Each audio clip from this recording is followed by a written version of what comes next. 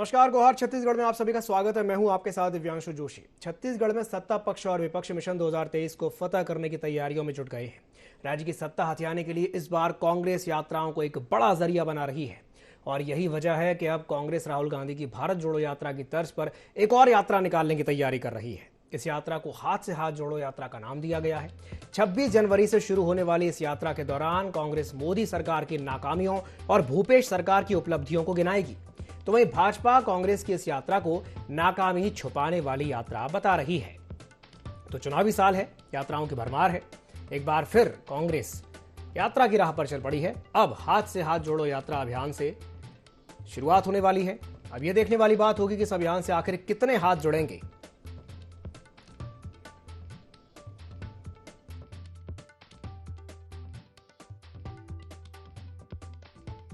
20 जनवरी से हाथ जोड़ो पदयात्रा की रूपरेखा पर विचार होगा और दिशा निर्देश देंगे। और एक बृहद कार्यक्रम है माननीय राहुल गांधी जी का संदेश, केंद्र सरकार की नाकामियां, छत्तीसगढ़ सरकार की उपलब्धियों को लेकर डोर टू डोर जाएंगे, नुक्कड़ सभा और हर घर जाने का प्रयास करेंगे और हमारी सरकार की उपलब्धियों को भी बताएंगे और माननीय राहुल गांधी जी का संदेश भी बताएंगे।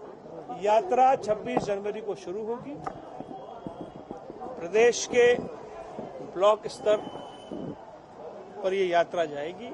ब्लॉक कांग्रेस कमेटी के अध्यक्ष, जिला कांग्रेस कमेटी के अध्यक्ष, जिले के प्रभारी, विधायक साथी, मंत्री साथी सब लोग सामूहिक रूप से इस यात्रा को करेंगे। घर घर जाकर दस्तक देने का प्रोग्राम हाथ से हाथ जोड़ो कार्यक्रम के अंतर्गत होगा और इसी संदर्भ में आज ये बैठक यहाँ पर रखी गई। छत्तीसगढ़ प्रदेश में कांग्रेस पार्टी द्वारा आज हाथ से हाथ जोड़ो यात्रा के लिए मुख्यमंत्री की उपस्थिति में बड़ी बैठक की जा रही है। छत्तीसगढ़ की जनता कांग्रेस से हाथ जोड़ रही है कि हमको जल्दी से जल्दी भूपेश सरकार से मुक्ति मिल जाए, कांग्रेस सरकार से मुक्ति मिल जाए। इसलिए छत्तीसगढ़ की जनता प्रेम पूर्वक कांग्रेस से हाथ जोड़ करके विनती कर रही है कि भैया छत्तीसगढ़ को छोड़ दो आप लोग। तो छत्तीसगढ़ में इस साल विधानसभा चुनाव होने हैं। हर हाल में सत्ता पाने की जद्दोजहद में कांग्रेस के लिए यह यात्रा एक बड़ा हथियार बन गया है और आज इसी को लेकर के हम चर्चा करेंगे। और चर्चा करने के लिए हमारे साथ 3 खास मेहमान जुड़ रहे हैं। हमारे साथ चर्चा में जुड़ रहे हैं धनंजय सिंह ठाकुर जी, जो कि कांग्रेस प्रवक्ता हैं। साथ ही साथ हमारे साथ जुड़ रहे हैं उमेश घोरमोड़ी जी, जो कि बीजेपी प्रवक्ता हैं, और हमारे साथ जुड़ रहे हैं उचित शर्मा जी, जो कि वरिष्ठ पत्रकार हैं। आप तीनों मेहमानों का बहुत बहुत स्वागत है ND24 में। सबसे पहले मैं शुरुआत करना चाहूंगा धनंजय ठाकुर जी से। धनंजय जी, क्या अभियान से जो हाथ है वो मजबूत होगा, बताइए।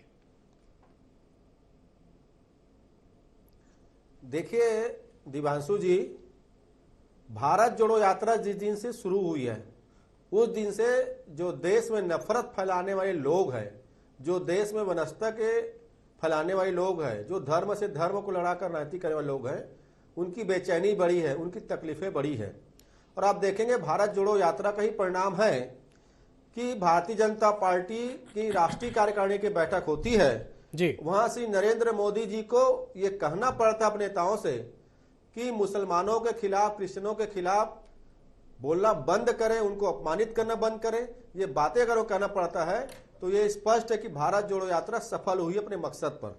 दूसरी बात, हाथ से हाथ जोड़ो यात्रा से जो प्रदेश के भाजपा नेताओं की तकलीफ बढ़ी है उसका भी प्रमुख कारण है, क्योंकि हाथ से हाथ जोड़ो यात्रा के माध्यम से हम जो नरेंद्र मोदी सरकार की जो नाकामी है, जो बढ़ती हुई महंगाई है, जो बेरोजगार के गंभीर संकट देश के ऊपर चल रहा है, देश की संपत्तियों को जो बेचा जा रहा है, चाहे रेलवे स्टेशन हो, हवाई अड्डा हो, चाहे सरकारी कंपनियां हो, सरकारी सेक्टरों का जो निजीकरण किया जा रहा है, और देश पर जो कर्ज बढ़ा है, लगभग 8 साल में 143 लाख करोड़ का कर्जा बढ़ गया है, अर्थव्यवस्था गर्द पर जा रही है और बेटियां सुरक्षित नहीं है भाजपा नेताओं से।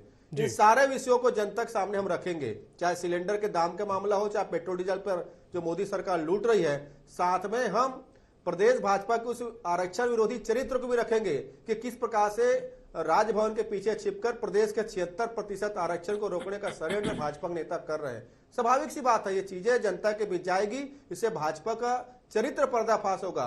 तो भाजपा नेताओं की तकलीफ तो स्वाभाविक बात है। और ये तो भारत जोड़ो यात्रा का विरोध कर रहे थे, तो ये हाथ जोड़ो यात्रा के खिलाफ अगर ये बात कर रहे हैं तो अतिशयोक्ति है ही नहीं। चलिए ठीक है। उमेश जी क्या कहेंगे धनंजय जी की बात पर?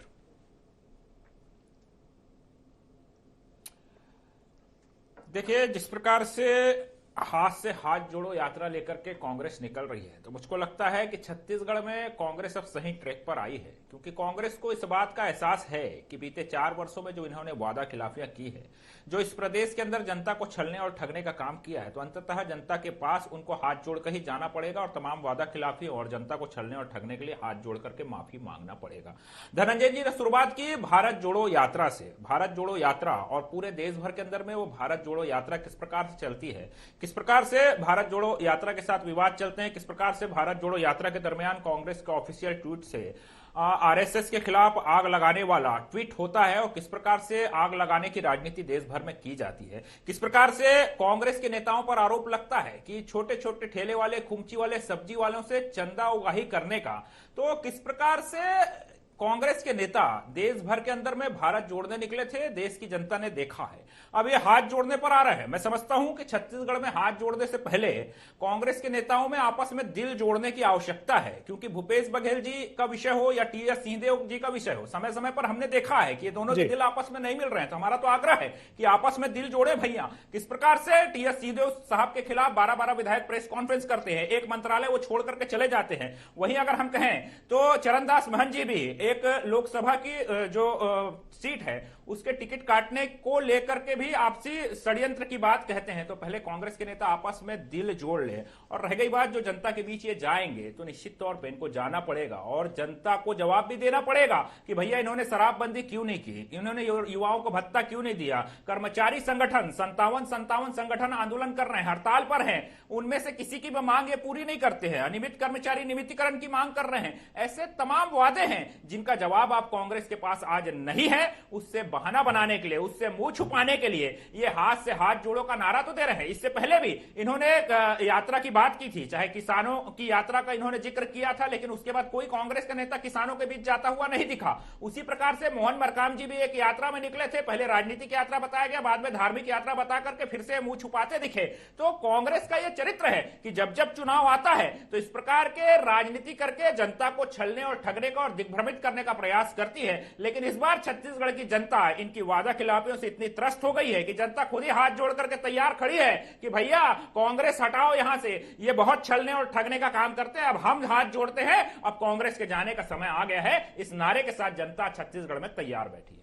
चलिए ठीक है, मैं उचित जी से एक सवाल कर लेता हूं, मैं फिर उसके बाद धनंजय जी आपके पास वापस आऊंगा। उचित जी, एक बात बताइए, जिस तरीके से हमने देखा कि पहले भारत जोड़ो यात्रा और अब उसके बाद हाथ से हाथ जोड़ो यात्रा, तो क्या ये कहा जाए कि यात्रा जो है वो एक हथियार बन चुका है कांग्रेस के लिए? नहीं, ऐसा नहीं है दिव्यांश को, ऐसा बिल्कुल नहीं है कि ये यात्रा कांग्रेस के लिए हथियार है। ये तो एक लोकतंत्र की खूबसूरती है और इतिहास गवाह है। इस हिंदुस्तान में अनेकों यात्राएं हुई हैं और महात्मा गांधी से लेके आप दिग्विजय सिंह, चंद्रशेखर, रेड्डी ब्रदर्स, आप किसी भूपेश बघेल खुद यात्रा की है। तो यात्राओं का तो इतिहास रहा है हिंदुस्तान में। तो ऐसा तो नहीं कि किसी के लूट आउट की। ये यात्राओं से, ये राजनीतिक यात्राओं से, पद यात्राओं से निश्चित तौर पे दूरगामी परिणाम किसी भी पार्टी के लिए बहुत अच्छे आते हैं।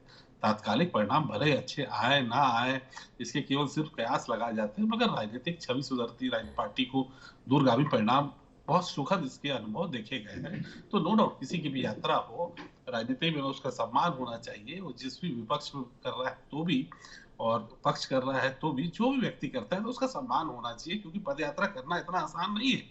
3700 किलोमीटर चल रहे हैं राहुल गांधी। मैं उनका कोई प्रवक्ता नहीं, लेकिन मैं तारीफ करूंगा कि वो बंदा 3700 किलोमीटर चल रहे हैं और देश डेली 25 किलोमीटर चलते हैं। जी, डेली 25 किलोमीटर चलते हैं सुबह से लेकर शाम तक। इसके लिए बड़ा जोश चाहिए, जुनून चाहिए, अंदर से एक दैवी शक्ति चाहिए इतना चलने के लिए। आप और हम लोग 10 किलोमीटर शायद पैदल ना चल पाए, वो बात अलग है। तो देश छोड़ने के लिए किसी भी, कोई भी व्यक्ति आज यही सम्मान अगर मोहन मरकाम जी कर रहे हैं, अगर चंदेल जी कर रहे हैं, अगर यही चीजें अगर नेता प्रतिपक्ष करते हैं या अध्यक्ष करते हैं, तो कोई नहीं, बहुत अच्छे। ये खूबसूरती है लोकतंत्र की, इतिहास इसका गवाह है। लेकिन केवल आप देखिए कि केवल राजनीति में इन यात्राओं को पूर्व इतिहास रहा है।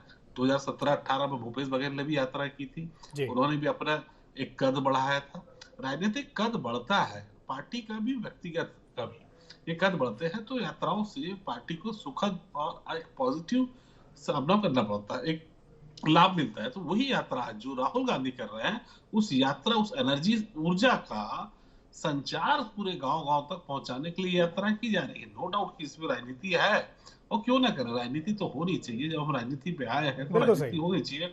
अपनी अच्छी बातें, उनकी गलतियां ये बताएं, जनता के पास पहुंचाएं, तो हो सकता है। उसको कोई वो नहीं है कि क्यों हो रहा है इस पर राजनीति। चश्मा बिल्कुल चश्मे से देखिए, राजनीति से देखिए, जी इसको देखना चाहिए। चलिए ठीक है। धनंजय जी, एक बात बताइए कि अभी आप ही ने थोड़ी देर पहले कहा कि भाई ये यात्रा का ही असर है कि पीएम मोदी को नसीहत देनी पड़ी, एक बड़ा बयान उनको देना पड़ा कि भाई बीजेपी के जो बड़े नेता हैं वो फिल्मों को लेकर के या अल्पसंख्यकों को लेकर के अनर्गल बयानबाजी से बचें। भारत जोड़ो यात्रा को लेकर के अक्सर बीजेपी के तमाम बड़े नेता ये कहते हैं कि अरे ये तो राजनीतिक पर्यटन है, ये कोई यात्रा थोड़ी ना है, वो तो राहुल गांधी घूम रहे हैं। लेकिन दूसरी तरफ हम ये भी देख रहे हैं कि हाँ, असर तो पड़ा है, यात्रा का असर तो है। नहीं तो प्रदेश का प्रधानमंत्री अगर अपने नेताओं के लिए इतनी बड़ी नसीहत दे रहा है तो इसका मतलब है कि हाँ, कहीं ना कहीं असर तो हो रहा है। मेरा आपसे सवाल ये है कि अब जो एक नई यात्रा हम देखने वाले हैं, हाथ से हाथ जोड़ो यात्रा जब शुरू होगी, तो क्या इसका कितना असर पड़ेगा, ये मैं आपसे जानना चाहता हूं। और क्या आप लोगों की कार्य योजना है कि आप लोगों के बीच जाएंगे, कैसे करेंगे, बताइए। जी, निश्चित तौर पर भारत जोड़ो यात्रा से जो देश में वातावरण बदला है जी, जो एक डर का माहौल 8 साल से पैदा करके रखा गया था कि अगर कोई नरेंद्र मोदी सरकार के गलत नीतियों का विरोध करेगा उसको राष्ट्रद्रोही कर दिया जाता। कुछ ट्रोल गैंग थे, कुछ भाजपा के थे, कुछ आरएसएस के आदिवासी संगठन थे जो ग्रुप बनाकर लोगों को डराने काम करते थे। वो भय का वातावरण अगर खत्म हुआ तो भारत जोड़ो यात्रा के माध्यम से हुआ है। अगर आरएसएस प्रमुख मोहन भागवत जी शाखा छोड़कर मस्जिद जा रहे हैं और आरएसएस अगर क्रिसमस डे पर क्रिसमस भोज का आयोजन कर रही ना, तो ये भी भारत जोड़ो यात्रा का ही असर है। आपने अच्छा सवाल पूछा कि हाथ जोड़ो यात्रा का कितना असर पड़ेगा। निश्चित तौर पर जिस घर में महंगाई की मार नरेंद्र मोदी सरकार के गलत नीतियों के चलते पड़ी है, हम वहां जाएंगे, वहां इनकी जो विफलताएं उसको रखेंगे कि किस प्रकार से मनमोहन सिंह की सरकार जब पूरे देश की जनता को 410 रुपए पर रसोई गैस का सिलेंडर देती थी, यही श्री नरेंद्र मोदी जी, यही भाजपा के नेता और यही स्मृति ईरानी जी उस गैस सिलेंडर को महंगा बताते थे और विरोध करते थे। कभी प्याज की माला पहन लेते थे, कभी आलू की माला पहन लेते थे। और 100 दिन में श्री नरेंद्र मोदी जी ने महंगाई कम करने का वादा किया था। और इसी छत्तीसगढ़ की धरती से श्री नरेंद्र मोदी जी ने ऐलान भी किया था कि उनकी सरकार बनेगी तो जो काला धन है उस विदेश में जमा है उसको देश में लाएंगे और लोगों के खाते में 15-15 लाख रुपए आएगा। ये सब्जे बाग दिखाने का काम किया गया था और पूरी तरीके से कांग्रेस की सरकार को बदनाम करने का जो षड्यंत्र उस दौरान रचा गया था आज पर्दाफाश हो चुका है। आज स्थिति है कि देश की जनता सिलेंडर नहीं खरीद पा रही। 1153 रुपए रेट है। पेट्रोल डीजल पर मनमोहन सिंह की सरकार जो 3 रुपए और 9 रुपए के आसपास टैक्स लेती थी, आज भी 15 और 19 रुपए नरेंद्र मोदी सरकार ले रही है। और अंतर्राष्ट्रीय बाजार को जो केंद्र की सरकार महंगाई के लिए जिम्मेदार ठहराती थी, उस अंतर्राष्ट्रीय बाजार में क्रूड ऑयल की कीमत में लगभग 31% का कमी आया है। लेकिन देश में जो 18 रुपए कम से कम रियायत मिलना चाहिए पेट्रोल डीजल पर, वो जनता को नहीं मिल रहा है। और हाथ से हाथ जोड़ो यात्रा जो है जनता के बीच जाएगी। इस यात्रा के माध्यम से हर ब्लॉक में हम रोज 10 किलोमीटर की यात्रा करेंगे। इसमें ब्लॉक के पदाधिकारी, हमारे कांग्रेस के नेतागण, विधायकगण, मंत्रीगण, प्रदेश अध्यक्ष जी सभी इसमें शामिल होंगे और जनता के बीच जाएंगे। हमारी सरकार की जो उपलब्धियां 4 साल की, जैसे रमन सिंह की सरकार थी तो यहाँ पे किसान कर्ज के बोझ तले दबे हुए थे, उन 20 लाख किसानों को कर्जमुक्त करने का काम किसी ने किया तो भूपेश बघेल की सरकार ने किया है। भूपेश बघेल की सरकार ने 324 करोड़ रुपए का सिंचाई कर किसानों को माफ किया है। महिला स्व सहायता की बहनें जो रमन सरकार के दौरान लगभग कर्ज में दबी हुई थी, ऐसे समूह के लगभग 19 करोड़ कर्ज माफ हमारी सरकार ने किया है। आदिवासी जो हमारे बंधु हैं जिनको रमन सरकार ने डरा धमका कर जमीनें छीनने का काम किया था, वो जमीन लौटाने का भूपेश बघेल सरकार ने किया है। आदिवासियों को नक्सली बताकर जेल में बंद किसी ने किया था तो रमन सिंह की सरकार थी। ऐसे 1000 से अधिक लोगों को भूपेश बघेल सरकार ने जेल से निकालने का काम किया है। हमारी सरकार की उपलब्धियां और भाजपा सरकार की नाकामी और उसके साथ पूर्व रमन सरकार की जो नाकामी है ये जनता तक पहुंचाएंगे। और हमारी जो आने वाले समय की जो एजेंडा है वो हम जनता के बीच रखेंगे। और जो डर का और खौफ का जो वातावरण आरएसएस, भाजपा, उनके निवासी संगठनों ने स्थापित किया था, उस डर को भी खत्म करने का काम इस यात्रा के माध्यम से होगा। और प्रदेश में किस प्रकार भाजपा आरक्षण का विरोध कर रही है राजभवन के पीछे छिपकर, ये भी हम जनता को बताएंगे। तो निश्चित तौर पर इस यात्रा के एक सार्थक परिणाम मिलेंगे। और मैंने कहा ना, सबसे बड़ी बात इस देश की चिंता कांग्रेस पार्टी कर रही है। राहुल गांधी जी अकेले नेता हैं। आप देखेंगे दिव्यांशु जी कि पूरे देश में नरेंद्र मोदी सरकार के गलत नीतियों के खिलाफ वो अकेला लड़ाई लड़ रहे, किसी और विपक्षी तक नेता को आप देखेंगे नहीं। किसानों की बात कर लेता हूं, जब केंद्र सरकार ने 3 काले कृषि कानून लाने का काम किया। सदन में सबसे पहला विरोध किसी ने किया तो राहुल गांधी जी ने किया। 14 महीने के आंदोलन और 700 किसानों की शहादत के बाद नरेंद्र मोदी जी को माफी मांगना पड़ा और कानून को वापस लेना पड़ा है। मैं कोविड काल की बात कर लेता हूं। आपको याद होगा कोविड के दौरान भी राहुल गांधी जी ने केंद्र सरकार को आगाह किया था कि अंतर्राष्ट्रीय स्तर पर एक ऐसी बीमारी जा रही है, उससे भारत को बचाए रखना है। उस दौरान उनको उपहास उड़ा गया। हालात थी कि 2 साल लॉकडाउन की स्थिति थी, तो इनकी नाकामियां है ना, और जो देश की संपत्ति 2 लोगों को सौंप दी गई है। धनंजय जी, कोविड की आपने कोविड का जिक्र किया है, लेकिन कोविड का जो टीकाकरण कार्यक्रम जैसा भारत में देखने को मिला है, उसकी तारीफ तो वैश्विक स्तर पर हुई है। दुनिया में उसकी तारीफ हो रही है कि हाँ, बहुत अच्छे से भारत ने इस स्थिति को संभाल लिया। निश्चित तौर पर यह स्थिति निर्मित नहीं होती ना जिस दिन राहुल गांधी जी ने आगाह किया। अगर उस दिन अंतर्राष्ट्रीय फ्लाइटों को बंद कर दिया जाता और नरेंद्र मोदी जी और भाजपा नेता अगर अहमदाबाद में नमस्ते ट्रम्प कार्यक्रम के लिए भीड़ जुटाने में नहीं लगते ना, तो मुझे ऐसा लगता है इस देश में विपत्ति आती ही नहीं, क्योंकि ये बीमारी देश की बीमारी तो नहीं थी, ये बीमारी अंतर्राष्ट्रीय बीमारी थी, उस माध्यम से यहाँ पे आया हुआ है। तो कहीं ना कहीं लापरवाही तो हुई है ना। और निश्चित तौर पर जो टीकाकरण का समय जो था, बहुत समय लग चुका है। जब टीका देश को चाहिए था, नरेंद्र मोदी जी 10 करोड़ टीका प्लेन में लेके बांग्लादेश चले गए थे, तो जो टीका देशवासियों को था उसको तो बांटते घूम रहे थे ना, और देशवासी टीका के लिए तरस रहे थे। चलिए ठीक है, उमेश जी से मैं प्रतिक्रिया ले लेता हूं। उमेश जी, क्या कहेंगे धनंजय जी की बात पर? उनके हिसाब से तो बहुत सारी चीजें हैं जो मोदी सरकार में गलत ही गलत हुई हैं, क्या कहेंगे इस पर? देखिए, कांग्रेस के नेताओं की यही बात मुझको बड़ी पसंद आती है कि कांग्रेस के नेता समय समय पर वैज्ञानिक भी बन जाते हैं, समय समय पर भविष्य वक्ता भी बन जाते हैं। और जिस प्रकार से कोविड का ही जिक्र किया इन्होंने, तो ये वही छत्तीसगढ़ है जहां पर छत्तीसगढ़ के कांग्रेस के नेता उस वक्त वैज्ञानिक बन गए थे और वैक्सीन पर ही सवाल खड़ा करके छत्तीसगढ़ में भ्रम फैलाने का काम किया। और उसके बाद पूरे देश ने देखा है कि वैक्सीनेशन से लेकर के तमाम जो सुविधाएं थी कोविड के दरमियान, उस पर हमने कई दफे डिबेट किया है और जनता बेहतर तरीके से चीजों को समझ चुकी है। आपने भी कहा कि वैश्विक स्तर पर किस प्रकार से भारत का लोहा आज कोविड के खिलाफ लड़ाई में मजबूती से लड़ने के लिए पूरे विश्व ने देखा है। और जिस प्रकार से धनंजय जी लगातार, चाहे भारत जोड़ो यात्रा का विषय हो या फिर हाथ से हाथ जोड़ो यात्रा का विषय हो, ये अपनी नाकामियों को छुपाने का कितनी सफाई से यहां पर प्रयास करते हैं। जिस प्रकार से इन्होंने मनमोहन सिंह जी का जिक्र किया और जिक्र करते करते ये मोदी सरकार पर आरोप लगाते रहे, लेकिन इन्होंने इस बात को भी प्रमाणित कर दिया कि जो आने वाले समय के अंदर में हाथ से हाथ जोड़ो यात्रा जो कांग्रेस की यात्रा है, वो सीधे तौर पर झूठी यात्रा के तौर पर कांग्रेस लेकर के जनता के बीच में जाने वाली है। क्योंकि ये पेट्रोल डीजल से लेकर के तमाम चीजों के विषय में बात तो करेंगे, लेकिन जो 1,40,000 करोड़ का जो बॉन्ड भरा था उस पर ये बात नहीं करेंगे, सच्चाई जनता को नहीं बताएंगे। और ऐसे ही तमाम परिस्थितियां जो यूपीए के समय निर्मित हुई, ये किसानों के विषय में बात कर रहे थे। किसानों का अगर विषय ले ले तो उस वक्त एमएसपी क्या थी, आज एमएसपी क्या है। और जिस प्रकार से केंद्र की सरकार लगातार काम कर रही है वो तो देश की जनता देख ही रही है। लेकिन छत्तीसगढ़ के अंदर में ये बीते 15 वर्षों के ऊपर सवाल खड़ा करते हैं, लेकिन छत्तीसगढ़ के अंदर में ये नहीं बताते कि भैया शराबबंदी कब होगी, कब अनियमित कर्मचारी को नियमित किया जाएगा, और रेडी टू ईट की बहनों को रोजगार से बाहर करने वाले कोविड काल का ये जिक्र कर रहे थे। कोविड काल के अंदर में जगदलपुर सहित कई जिलों के अंदर जो कोविड काल में अपनी जान हथेली पे लेकर के स्वास्थ्य सुविधाएं दे रहे थे, वो कर्मचारी के रूप में काम कर रहे थे, जान हथेली में लेकर के उन्होंने सेवाएं दी। उनका रोजगार छीनने का पाप इस प्रदेश की कांग्रेस की सरकार ने की, वो आज दर दर भटकने मजबूर है। उन पर ये कहीं कुछ नहीं बोलेंगे। ऐसा तमाम वर्ग है जिनको इन्होंने सीधे तौर पर छलने और ठगने का काम किया, चाहे संपत्ति कर हाफ का विषय हो, बिजली बिल माफ हाफ का विषय हो, या फिर जो मजदूरों का विषय हो, या फिर आपके जो पेंशन का जो आपने वादा किया था बुजुर्ग महिलाओं को, बुजुर्गों को 1500 रुपए 1000 रुपए, वो आप कब देंगे, इस बात का जवाब आप नहीं देंगे। लेकिन केवल आपको आरोप लगाना है, केंद्र पर सवाल खड़ा करना है, कोविड काल के विषय में राजनीति करनी है, टीकाकरण को विफल बताना है, देश की इमेज को आपको खराब करना है। इसलिए आप कैसे हाथ पर हाथ जोड़कर निकल रहे हैं? आप जरा विचार करिए कि आप किस हिसाब से और किस स्तर की राजनीति कर रहे हैं। जी उमेश जी, अभी जो थोड़ी देर पहले धनंजय जी ने बात कही थी, जब महंगाई को लेकर के बात की जाती है तो बीजेपी के जो प्रवक्ता हैं या जो नेता हैं वो सीधे तौर पर जवाब नहीं देते। जब बेरोजगारी की बात की जाती है तो भी जवाब नहीं देते। और क्योंकि इन दोनों का संबंध एक तीसरी चीज से है जो बहुत ज्यादा बढ़ गई है, वो है क्राइम, यानी कि अपराध। पिछले 45-50 सालों में अपराध का जो रेट है वो कहां से कहां पहुंच गया है, उस पर कुछ बोलेंगे आप?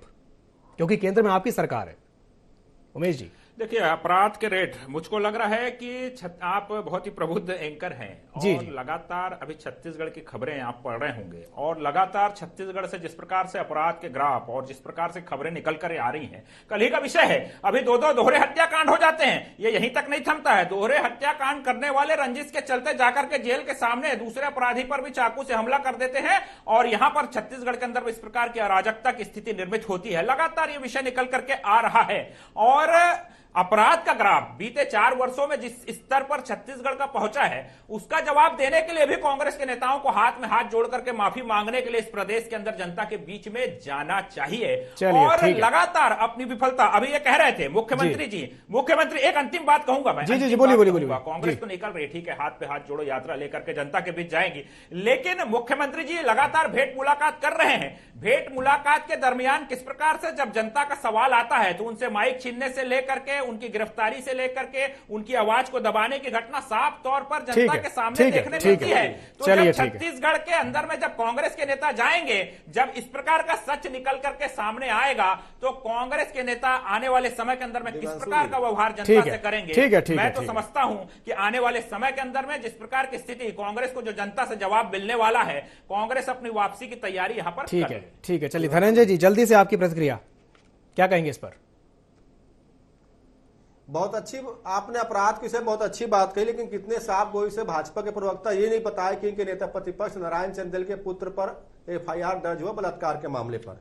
दिल्ली के जंतर मंतर भाजपा के सांसद है ब्रिजभूषण सिंह जी, उसके खिलाफ जो पहलवान बेटियां है वो आंदोलन कर रही है। तो ये अपराध की कैसे बात करते हैं? अपराधियों को बचाने का काम भाजपा करती है। गुजरात में भाजपा की सरकार 11 सजा याफ्ता बलात्कारियों को जेल से रिहा कर देती है।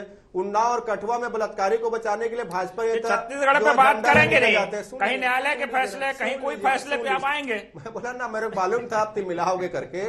और आज ही का खबर पड़ रहा था, शाहनवाज हुसैन जो भारतीय जनता पार्टी के बड़े नेता है, उस पर भी शायद बलात्कार के मामले में न्यायालय ने फायदा छीनने कहा है। ये तो अपराधियों की पार्टी है ना, ये अपराध की चिंता करते थे, इनको पहले बाहर करते।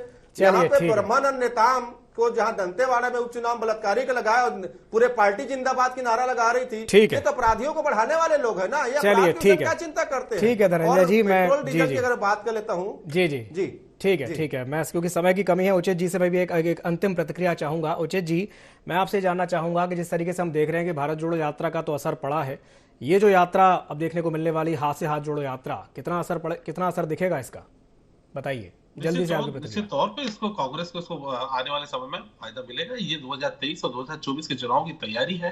निश्चित तौर पे जो ऊर्जा का संचार हुआ है कांग्रेस में, और कांग्रेस अपने कार्यकर्ताओं को एंगेज रखना चाहती है, उनको व्यस्त रखना चाहती है, इसलिए ऐसे प्रोग्राम राजनीतिक दल में बनाए जाते हैं। वो भाजपा में भी बनते हैं, अन्य पार्टी में बनते हैं, कांग्रेस में भी बन रहे हैं। तो निश्चित तौर पर जो ऊर्जा का संचार हुआ है राहुल की यात्रा से, उस यात्रा को कैश करने के लिए जो लाभ लेने की जो कोशिश रहेगी वो इस पद यात्रा द्वारा रहेगी। ये जो हाथ जोड़ो यात्रा जो है वो निश्चित तौर पर रहेगी और इसका फायदा कांग्रेस को 2023 के चुनाव में और 24 के चुनाव में निश्चित तौर पर मिलेगा। चलिए ठीक है, आप तीनों मेहमानों को हमारे साथ जुड़ने के लिए बहुत बहुत धन्यवाद। तो जिस तरीके से देखने में आया है कि भारत जोड़ो यात्रा के बाद अब एक और यात्रा कांग्रेस निकालने जा रही है, हाथ से हाथ जोड़ो यात्रा, और ये भी देखने वाली बात है चूंकि चुनावी साल है, तो चुनावी साल को देखते हुए उस यात्रा की सफलता को इस यात्रा के माध्यम से भुनाने का प्रयास किया जाएगा। लेकिन यह देखने वाली बात होगी कि इस यात्रा का वास्तव में कितना फायदा कांग्रेस को आने वाले समय में मिलता है। तो गुहार छत्तीसगढ़ में फिलहाल के लिए इतना ही, मुझे दीजिए इजाजत और आप बने रहिए IND24 के साथ। नमस्कार।